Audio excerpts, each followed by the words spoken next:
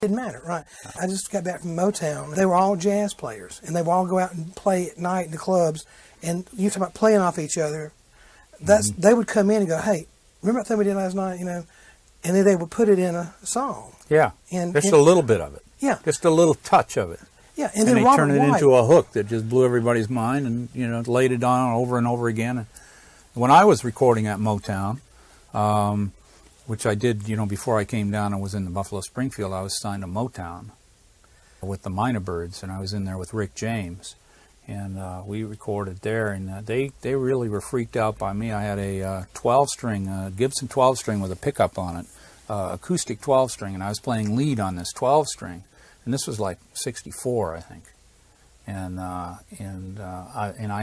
liked to play the kind of things on that 12-string that kind of like influenced a little bit by Steve Cropper and a little bit by Hank Marvin, but it was a 12-string and it was electric and it was weird, and they really dug that the pulls and all of that kind of country thing that I was putting into the music. And a lot of times they when we were recording, they'd stop and the guy'd walk out and they'd replace like 3 of us, but they always left me.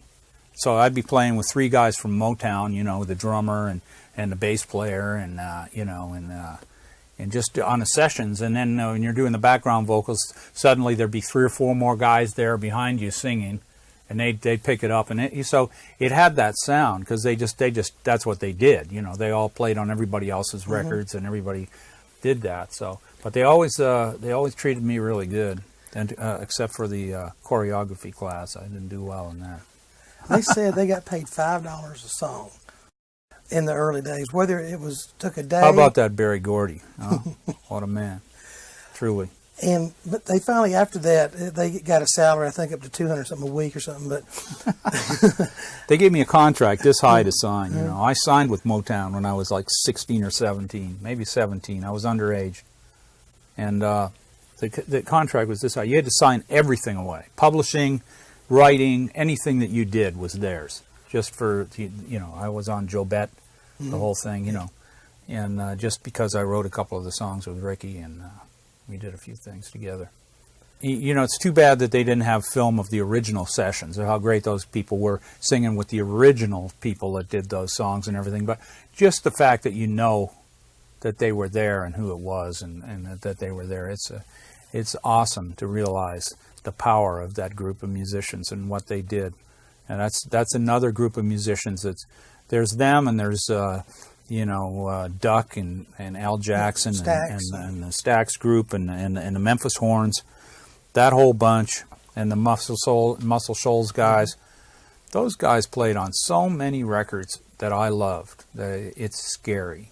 I mean, I love the guys I play with, and the greatest honor really is to be called a musician. To be a pop star, to be a rock and roll star or a country star, it's nice and it's great, and it's you get a lot of perks and the whole thing. But the real honor is to be for another musician to say that they think you're a good musician, that they like what you do. Even though people think it's a Neil Young record, it's really just I'm the guy in the band that sings, and that's the way I look at it. I really like to look at all my records like that. The one thing that I think that's really ironic is that in this business they'll take a new band, and if there's a star in the band, like if there's a group like the Doors and Jim Morrison is the guy, the business people will try to separate the guy from the band and say, well, you don't even need these guys, it's you're what it's all about. And so anybody who stands out in a band as being the star has to deal with all this pressure to leave the band on one side and to stay in the band on the other side. So that's something that happens, and unless you're really in touch with being a musician and in touch with the people you're playing with and everything, you got to realize that the people on the street, they just don't know what's going on. They just don't know what's happening. They don't know that the Memphis Horns are responsible for so many great gold records. They don't know that the Wayne Jackson makes up these parts off the top of his head, and they sit there in the studio and they lay down all these parts, and then you hear da da da da da da da, and you think Sam and Dave. but you think Hold On, I'm Coming. You don't think Wayne Jackson. You don't think the Memphis Horns. You may, if you're a little bit of a musician type, you may think, well, that's the Memphis Horns, but you're not thinking about the guy who came up with it. Now, those licks are just as important as anything else on the record. I mean, there's a group, the Memphis Horns. I mean, they should be inducted into the Musicians Hall of Fame first. You know, that should they have made so many records for so many other people with identifiable hooks that you can't disassociate. They're just integral to the whole thing. And so I don't know how you're approaching arrangers, but they seem to get left out in both fields now. They are musicians, and they're not only are they musicians, they're master musicians, and they're organizing the musicians and helping them to work as a giant unit. And guys like Jack Nietzsche and people like that are geniuses, and they need to be recognized. They need to be recognized because like a guy like Jack Nietzsche, he can't get in the Hall of Fame because he may have pissed off too many people, you know, because he did so many things against the grain that all of the bigwigs for the Hall of Fame and everything, they don't understand, you know, that this is the core of, you know, this is the soul of the Phil Spector sound. This is the soul of so many great records. This is the guy who wrote the riff for Needles and Pins. This is the guy who, you know, and okay, you think of da da da da da da. You think of these riffs, and you go, well, a bunch of guys were playing them, and it's like that Roy Orbison one that the guitar player was talking about for Pretty Woman. There's riffs like that, but there's sometimes, like we know Jackie DeShannon might not have written that riff. It was maybe, you know, so it was Jack Nietzsche. So, you know, I think arrangers are important as well as the producers and the engineers. You know, I really pray for a renaissance of real homemade music where people actually play together and play off each other, and that to me is what music's all about. And as we move in more and more into the digital age of Pro Tools and putting things on a grid and organizing things and sampling and everything, I'm not against you know, the rap and the sampling and all of the different things that are going on, the hip hop and all that. You know, it's cool. It's not my kind of music, but it's cool and it's creative. I'm not putting it down, but I am saying that when people play together, not technically out of somebody's head through computers, but when they actually play together, that's a whole time that needs to be preserved. I know I'm mostly seen as a guy out front, but I feel myself that I'm most at home when I'm in the back line. I feel the best when I'm playing in a band and I'm not the singer, when I'm standing back there beside the bass player. That's why it's fun for me to play with CSN and things like that, or other bands, because where I'm not out front, that's when I really feel good. Buffalo Springfield, I was back behind. You know, Crazy Horse, we did a lot of jams, and it was just four guys playing. It wasn't like a big thing where you know, where I was out front all the time. And you know, so you know, that's where I really belong. You know, songs are the vehicle. You know, and the musicians are driving it, and they're going into the curve the right way, and they're flooring it at the right time.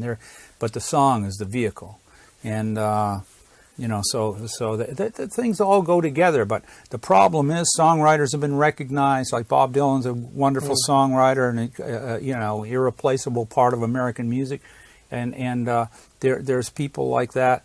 And they're recognized and everything, but by the same token, back there in those great records that Bob Dylan made in the '60s, you know, Al Cooper had a lot to do with that sound on the organ, and those little riffs that were on the organ, and that band and Bloomfield and those guys, they gave it the sound of you know, 4th Street, that whole thing. They gave it that, so it wasn't just Bob. And this is what I think the Musicians Hall of Fame is so great for, is pointing out these people and putting them where they belong, right up there alongside the guys that everybody knows. Had your style. Oh, Hendrix was the best at at being able to do his expression with his guitar. I'd say out of the '60s, as far as someone taking a guitar to another place, Hendrix was number one. There was no other guitar player came near Hendrix in the way he handled it. Playing rock and roll, three-man band, a trio, rock and roll trio, guitar, bass, and drums. He was so unique. So he had his own place. You know, like it was the Jimi Hendrix experience. And all the trios there was nothing like the Jimi Hendrix Experience, and the way they all played together, the bass player and the drummer. It was all three of them together that made that sound. Jimmy wasn't the same when he played with the other bands. It wasn't the same. Yeah. It was what happened when he played with those guys that made him free enough to express himself and to go to those places that he went with his Echoplex and with his Wang bar and all those things that he did, and the distortion and the multi-amp approach that he used, that vibrates the guitar to the point where if you stand in front of it, it's not that loud for you because it's behind you, and people in front of it get their heads blown off. But you got it, so you just move the guitar out a little bit and let the sound coming out of the amp hit the back of the guitar and vibrate it, and don't dampen it with your body. And suddenly the guitar just takes off like hell. So that's all good stuff.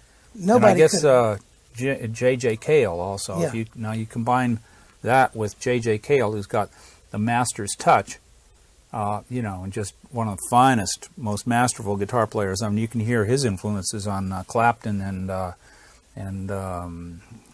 Dire Straits, Knopfler. Yeah. I mean, it's like they have obviously learned a lot from J.J. And hardly anybody knows who J.J. is. J.J. did enough songs so that musicians and people who are into music really know who he is, but somebody may listen to, and they don't know, if you're really into it, and you're really into music, you know who J.J. is, but the normal guy on the street that will know who Eric Clapton is, but won't know who J.J. Cale is, or will know who Mark Knopfler is, but won't know J.J. They might know he wrote Cocaine or something. Yeah, or something.